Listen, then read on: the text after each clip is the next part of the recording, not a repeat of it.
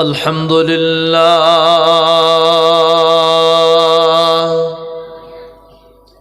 الحمد لله رب العالمين والعاقبة للمتقين الصلاة والسلام على سيد الأشرف الأنبياء والمرسلين وعلى آله وأصحابه وأهل بيته أجمعين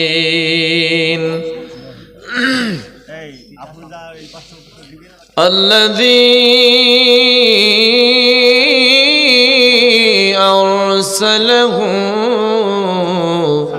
بالحق بشيرا ونذيرا وداعيا إلى الله بإذنه وسراجا منيرا فقد قال الله تعالى في كلامه المجيد والفرقانه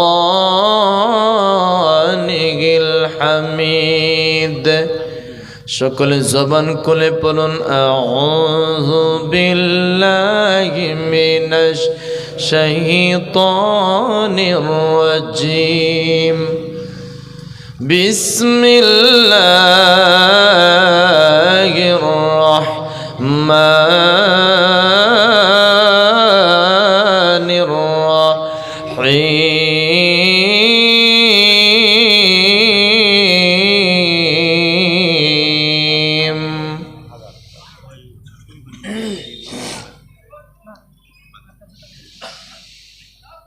ومن الناس من يقول آمنا بالله وباليوم الآخر وما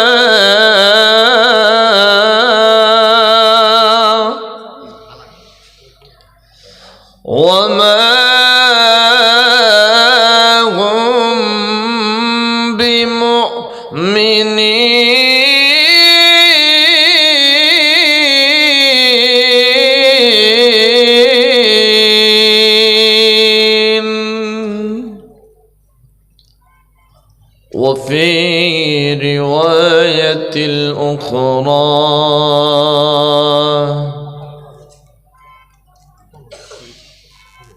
كل من عليها فان ويبقى وجه ربك ذو الجلال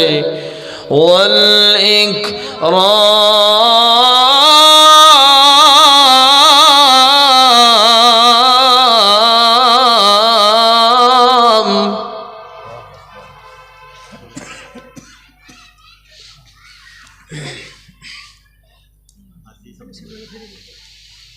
لا إله إلا الله والله أكبر ولله الحمد بسم الله الرحمن الرحيم জোরে আল্লাহু আকবার সবাই বলেন আল্লাহু আকবার বাঁচানোর মালিক কে ঠান্ডা লাগতেছে বেশি উঠাইছেন তো উঠাইছেন আরো 11:30টার সময় উঠাইছেন একদিকে টানবে ঠান্ডায় আরেকদিকে আমি টানবো বুঝেন না যাই হোক ভালো হইছে আমার লাগি মাহফিল এই এই এই অঞ্চলের মধ্যে মাহফিল বেশি হইতে 12টা 12:30টার উপরে চললে মানুষের ঠান্ডা অনেকটা লাগে, অনেকে চইলা যায়। এখন সারা রাত অনেকেই তাকে না তাকে, কিন্তু দিচ্ছেন আমাকে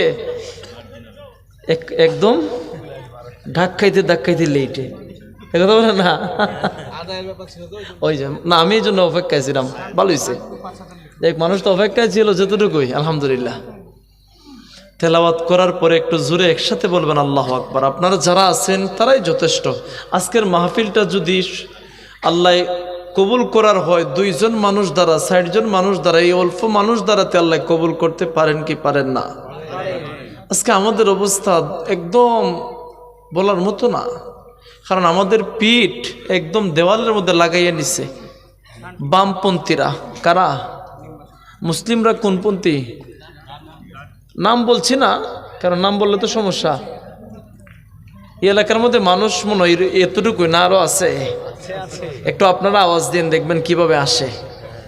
কিন্তু দিলেন তো এমন অবস্থা। আমি ওটা অসুস্থ মানুষ, মোবাইলটা কোথায় রাখি। ইমানদাররা কোনপন্থী? সবাই বলেন কোথায় কোনপন্থী? আর বামপন্থী কারা? কাফের কুফার। এখন কাফের কইলে ওদের লাগে গায়ে। কি দুঃখ পড়লাম আমরা, যারা আল্লাহর জমিনে আল্লাহর দিন রে মানে না, তারা কখন ইমানদার হইতে পারে বাবা? যারা ইমানদারের কলিজার মধ্যে আঘাত করে, তারা কখন ইমানদার দাবি করতে পারবে?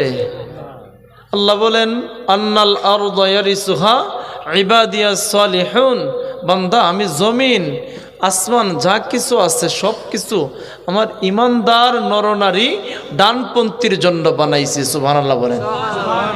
তিনি কে? আল্লাহ। আমি কয়েকটা ওয়াজ হচ্ছে ইসলামিক ক্লাস, কি ওয়াজ হচ্ছে কি ইসলামিক ক্লাস। আচ্ছা কি অবস্থা? অনেক সময় বৈশা রয়েছে তো ঠান্ডার অবস্থা। ওয়াজ হচ্ছে ইসলামিক ক্লাস। ক্লাসের মধ্যে যদি শিক্ষককে জিজ্ঞাসা করার পরে ছাত্র উত্তর দেয় না, শিক্ষক ক্লাস করবে? হুজুর বলবে তোমাদের মতো ছাত্র আমার, তোমরা থাকো আমি আমার গেলাম। বুঝেন না?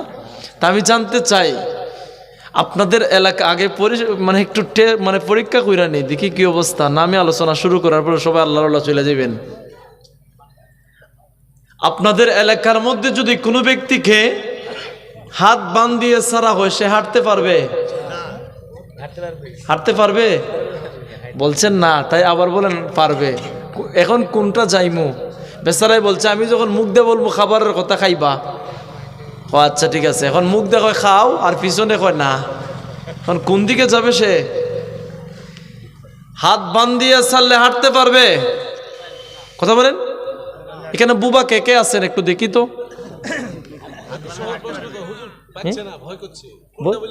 আই হাই, এই কনফিউজ আছে। হাত বান দিয়ে ছাড়লে হাঁটতে পারবে, তবে হাঁটার যে একটা মজা আছে পাওয়া যাবে? একটু বলেন না। যাবে না। তদ্রূপ হাঁটতে পারবে, তার কি পাও বান দেওয়া না, তবে হাঁটতে পারবে। হাঁটার যে একটা ব্যবসা আছে পাওয়া যাবে? চাচা পাওয়া যাবে না। তদ্রূপ আপনাদের সামনে আমি ওয়াজ করতে পারবো এই ঠান্ডার মধ্যে, যদি আপনারা সুবহানাল্লাহ এই সওয়াবটুকু, আলহামদুলিল্লাহ আল্লাহর প্রশংসাটুকু আমার কথা একটু উত্তর না দেন, ওয়াজের যে একটা মজা আছে পাওয়া যাবে? পাওয়া যাবে? পাওয়া যাবে না রে বাপ। সুবহানাল্লাহ বললে সব কার হবে? সব কার হবে? আমাদের না আল্লাহর? আমাদের। কোথায় যান আপনারা? আছেন তো? যাইয়েন না খালি, ইনশাল্লাহ একসাথে তেলাওয়াত করলে আল্লাহু আকবার আওয়াজ দিবেন। কারণ ইমানদারের সবচেয়ে বলিষ্ঠ আওয়াজ হচ্ছে ইমানি আওয়াজ, সেটা হচ্ছে আল্লাহু আকবারের ধ্বনি। সুবহানাল্লাহ বলেন। যখন জানেন আপনারা এই আল্লাহু আকবারের ধ্বনির ইতিহাস, কারণ আমাদের বাংলার জমিনের মধ্যে তথা ভারত উপমহাদেশ থেকে গোটা বাংলাদেশ পর্যন্ত যখন ইসলাম ছিল না, ইসলাম এমনিতে বাইশে আসে নাই, আল্লাহর ওলিয়া উলিয়াদের উসিলায় আমরা ইসলাম পেয়েছি। সুবহানাল্লাহ বলেন। এবং বাংলার জমিনের মধ্যে আমার জন্মভূমি হচ্ছে সিলেটের জমিনে, যেই জমিনের মধ্যে একটু আগান, আগে বসেন, একটু সামনে আসেন, আজকে দেখি এই এলাকার মানুষের কতটুকু মহব্বত পাই। আসেন ইনশাল্লাহ, আসেন। ভাই কোথায় আছেন? আছেন আপনারা? থাকেন। আমি আপনাদের কাছে শুনেন, আমি আপনাদের কাছে দুইটা জিনিস চাইব। কয়টা জিনিস? দুইটা জিনিস দিতে পারবেন? টেনশনে পড়ছেন? হ্যাঁ, বলতেছে যে দুইটা জিনিস না জানি এখন কি চাইয়া বসে হুজুরে। ওই যে চাচা উঠটা দৌড় মারতেছে না, চাচা এক দুই থাকতে পারে, আবার আসবেন। কথা শুনেন, কয়টা জিনিস চাইবো আপনাদের কাছে? দুইটা। এক নাম্বার মনোযোগ, ইনশা, সবাই বলেন ইনশা, ইনশাল্লাহ। দুই নাম্বার ধৈর্য। ধৈর্য এবং মনোযোগ, দুইটা জিনিস দিতে পারবেন? বেশি সময় কষ্ট দিব না, কারণ আমাদের আসল বাড়ি কবর না বিল্ডিং। যারা বলেন না তারার মনে সারা দুনিয়ার লাগি বান্ধে আইছে। একটা জিনিস ভাবেন তো মুরব্বী বাবা, আপনি দেখেন তো, আপনি যে বাড়ির মধ্যে আছেন এই বাড়ির মালিক আরো ছিল না? যুবকেরা হয়তো বলতো নাও পারে, কারণ ওরা মুরব্বীরে পাইছে না, নাও পাইতে পারেন। কিন্তু মুরব্বী বাবার আপনারা তো পাইছেন, আপনাদের আগের অনেক মুরব্বীরে পাইছেন না? ওনারা কি বাড়ির মধ্যে রইছেন? যেই বাড়ির মধ্যে আপনি আমি বসবাস করি সেই বাড়ির মধ্যে থাকতে পারছে সারা জীবন। কোথায় যাচ্ছেন উনি?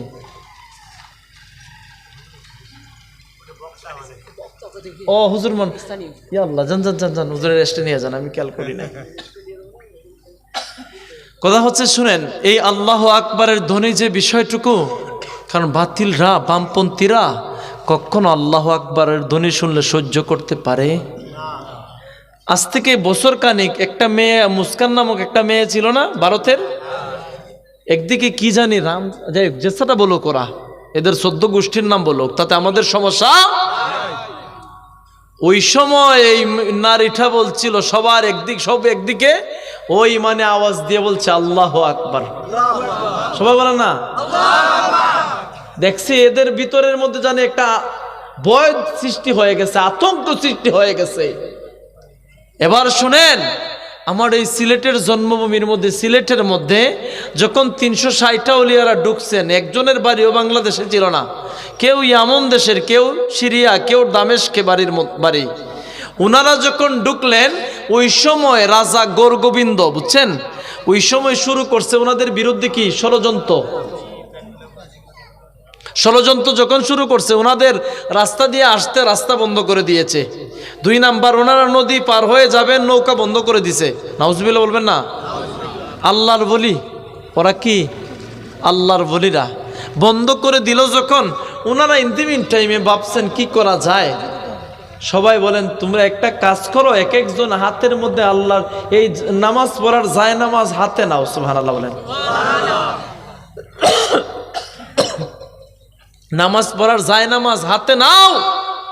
সুরমা নদী নামক একটা নদী আছে আমাদের সিলেটের মধ্যে, এই নদীর পাড়ের মধ্যে দাঁড়াও, কিংবা নদীর পানির মধ্যে পাশে দাঁড়াও, আর নদীর মধ্যে এই যায় নামাজটুকু বিছাও।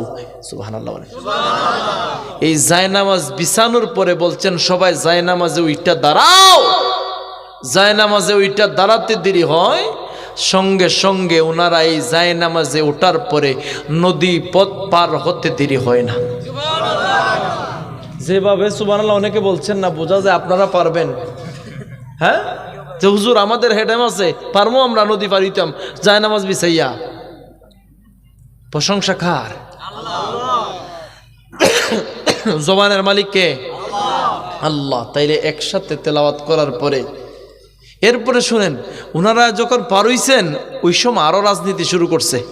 বর্তমান মুসলমানদের বিরুদ্ধে রাজনীতি আছে, আছে, কি বলেন আছে? তারা বলে না, ও বললে মাইর খাই মতো পুলিশের। এখন আছে, মুসলমানরা জ্বালায়, ডাইনপন্থীরা জ্বালায়, বামপন্থীরা জ্বালায় না, জ্বালায়। আমরা এটা মানে পাইয়ে আইছি, শিক্ষা গ্রহণ করে আইছি। আমার রাসূল বলছেন, আদ-দুনিয়া সিজনুল মুমিনিন ওয়া জান্নাতুল কাফিরিন। উম্মত, তুমি আমার উম্মত, তোমার জন্য দুনিয়াটা হবে কি? জেলখানা। আর বামপন্থীর জন্য বিশাল আলিশান টাকা পয়সার মালিক, ধন দৌলতের মালিক হবে ওরা। কথা বলেন। আজকে দেখেন না, তবে অপেক্ষায় আছে ইনশাআল্লাহ। বিজয় আমাদের। বিজয় কার? ইনশাআল্লাহ বলেন। বিজয় আমাদের।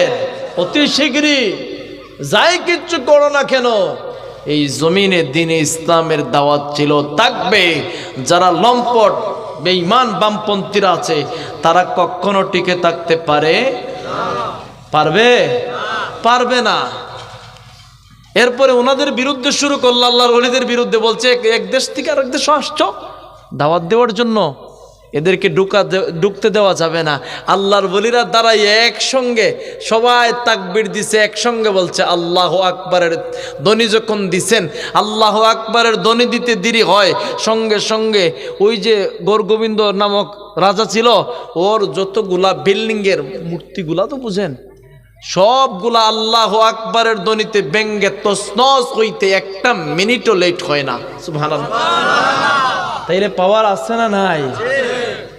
বদরের প্রান্তের ইতিহাস জানা মুসলমান আমরা, কারবালার প্রান্তের ইতিহাস জানার মুসলমান আমরা। যখনই প্রয়োজন হয়েছে ইসলামের জন্য মাঠে নেমেছে, আরো যখন প্রয়োজন হয়েছে রক্ত দিয়েছে, তারপরে যখন প্রয়োজন হয়েছে নিজের জীবন দিয়ে দিয়েছে, তারপরে ঈমান বিক্রি করে নাই। এটাই হচ্ছে ঈমানদার। যে জাতি মরণের ভয় পায় না, যে জাতি মনে করে যে তুফাতুল মাউত, মৃত্যু আমাদের জন্য হাদিয়া। সুবহানাল্লাহ বলেন। মৃত্যু আমাদের জন্য কি? হাদিয়া। আমার রাসূল বলেছেন উম্মত ঈমানদারের জন্য মৃত্যু হচ্ছে হাদিয়া। আজরাইল তোমার সামনে ভয়ঙ্কর রূপ ধারণ করে আসবে না, বামপন্থীদের সামনে আসমান আর জমিনের ন্যায় ভয়ঙ্কর রূপ ধারণ করে আসবে, কিন্তু আমার উম্মতের সামনে আসবে আজরাইল বন্ধু স্বরূপ। সুবহানাল্লাহ। এই দুনিয়াটা পার হয়ে চলে আসবা, সঙ্গে সঙ্গে আল্লাহর তৈরি জান্নাত তোমাদের জন্য। সুবহানাল্লাহ। এটাই হচ্ছে আমাদের উপহার।